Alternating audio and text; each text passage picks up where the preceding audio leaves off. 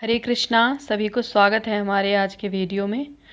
और आज हम जानेंगे कि भगवत गीता में जो कर्मों के बारे में बताया गया है, कर्म फलों के बारे में बताया गया है, वो किस प्रकार काम करते हैं, ये हम कहानी के माध्यम से जानेंगे।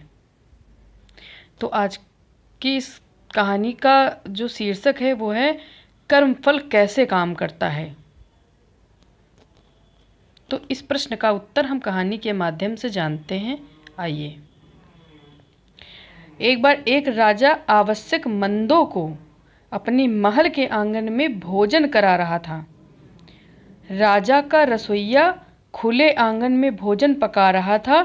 उसी समय एक चील अपने पंजे में एक जिंदा सांप को लेकर राजा के महल के ऊपर से गुजरी। तब पंजों में दबे सांप ने अपनी आत्मरक्षा में चील से बचने के लिए अपने फन से जहर निकाला। तब रसोइया जो लंगर आवश्यक मंदों के लिए पका रहा था, उस लंगर में सांप के मुख से निकली जहर की कुछ बूंदें खाने में गिर गईं। इस बात का किसी को भी कानो कान पता नहीं चला। फलस्वरूप वे लोग जो भोजन करने आए थे, वो जहरीला खाना खाते ही उनकी मौत हो गई। अब राजा को सारे मृतकों की मृत्यु का पता चला तो अनजानी हत्या होने से उसे बहुत दुख हुआ।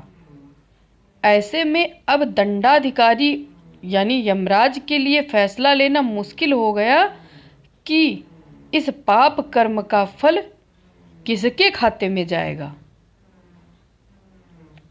पहला, जो राजा जिसको पता ही नहीं था कि खाना जहरीला हो गया है, या दूसरा जो रसोइया था जिसको पता ही नहीं था कि खाना बनाते समय वह जहरीला हो गया है।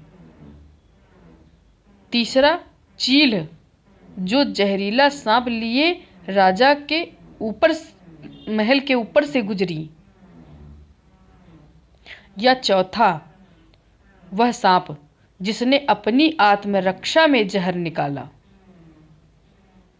अच्छा, बहुत दिनों तक यह मामला यमराज के पास बिना निर्णय के विचाराधीन रहा।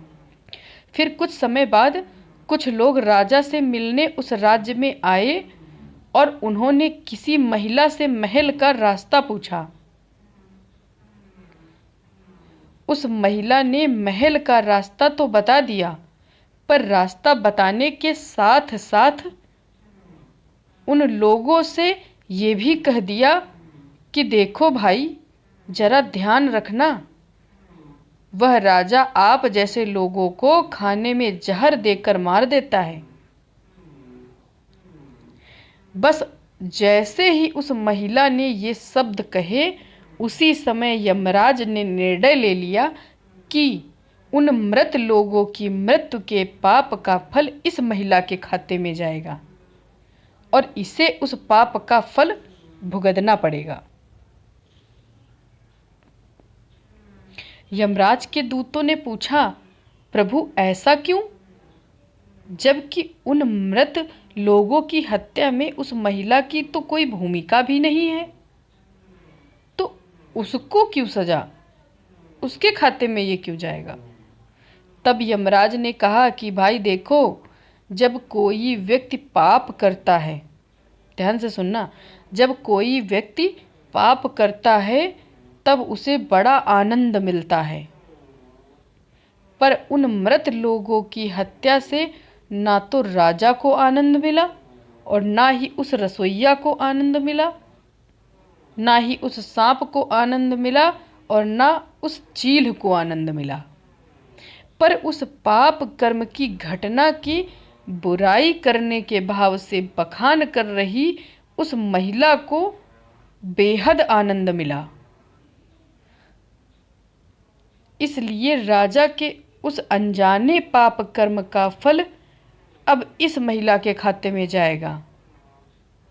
बस इसी घटना के तहत आज तक जब भी कोई व्यक्ति जब किसी दूसरे के पाप कर्म का बखान बुरे भाव से यानी बुराई के तौर पर करता है, तब उस व्यक्ति के पापों का हिस्सा उस बुराई करने वाले के खाते में भी डाल दिया जाता है। अक्सर अक्सर क्या होता है कि हम जीवन में सोचते हैं कि हमने जीवन में ऐसा कोई पाप नहीं किया, फिर भी हमारे जीवन में इतना कष्ट क्यों आया।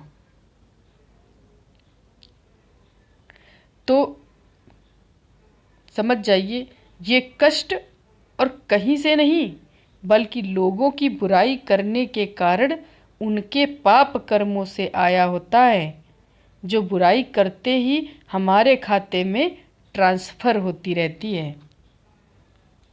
इसलिए इस कहानी को ध्यान से समझिए, सुनिए और अपने में सुधार लाइए। हरे कृष्णा, हरि बोल, राधे।